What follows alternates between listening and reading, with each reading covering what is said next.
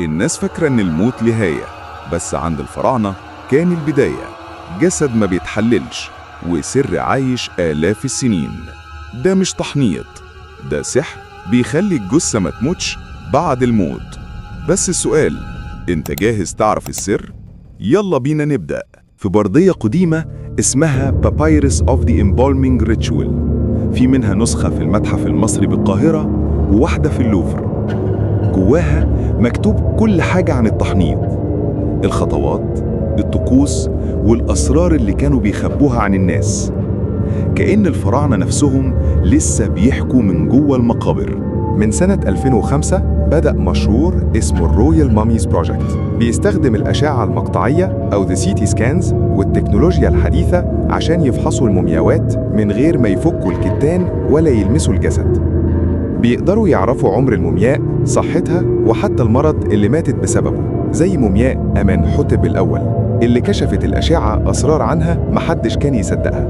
مومياء اسمها السيدة أمنت من الأسرة 11. الدراسات الحديثة استخدمت الفحص البصري وسيتي سكانز، واكتشفوا إن في أعضاء من جسمها لسه موجودة جوه التجويف الصدري والبطني، رغم إن التحنيط وقتها ما كانش لسه اتطور بالشكل ده. والأغرب إن الحجاب الحاجز دايافرام ما اتضررش أبداً، كأن الجسد لسه بيقاوم الموت بعد آلاف السنين.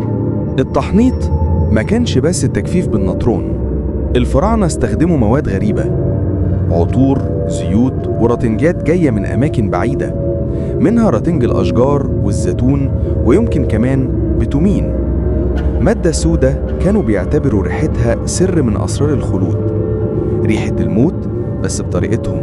حاجات مرعبة أو غريبة في التحنيط. في مومياء شهيرة اسمها The Screaming Mummy اللي هي السيدة الصارخة أو Unknown Woman A. لقوها وسط مومياوات الدير البحري وسموها كده عشان شكلها، فمها مفتوح ووضعيتها مش طبيعية خالص.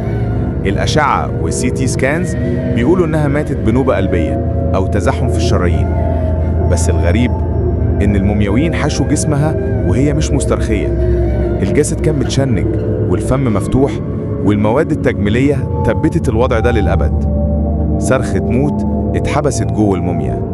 بس السؤال، كانت بتصرخ من الألم ولا من حاجة شافتها قبل ما تموت؟ حاجات أغرب من الخيال في التحنيط. تخيل في بعض المومياوات لقوا أدوات التحنيط نفسها جوه الجسد. أيوة، المومياوات المسؤولين عن التحنيط كانوا ساعات بينسوا الأدوات اللي استخدموها. في